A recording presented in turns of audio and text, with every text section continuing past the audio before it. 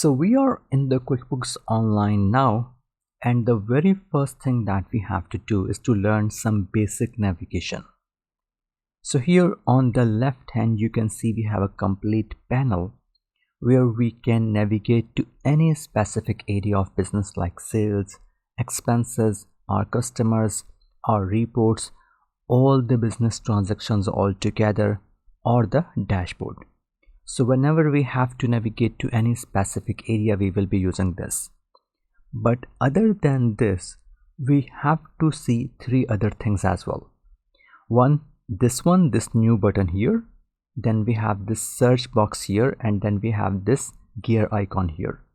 These are the three things that we have to know to perfectly navigate in the QuickBooks Online. So first, let us talk about this one, new. So whenever we have to add a new business transaction like a sale, a purchase, a receive money, a paid money, whenever we have to add that, we will be clicking here and you will find these options here.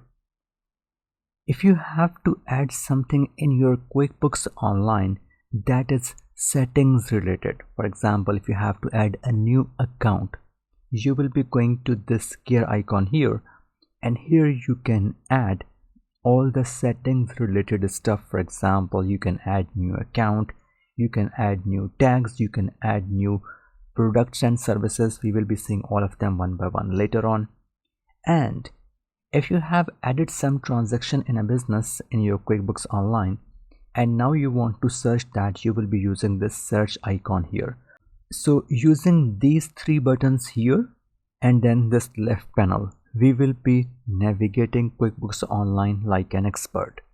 One last thing, this left panel can be collapsed using this icon here, and if you do so, this new button will now be moved to here and this will be appearing as a plus icon, and when you click on that you will see all of these options here using which you can add the business transactions.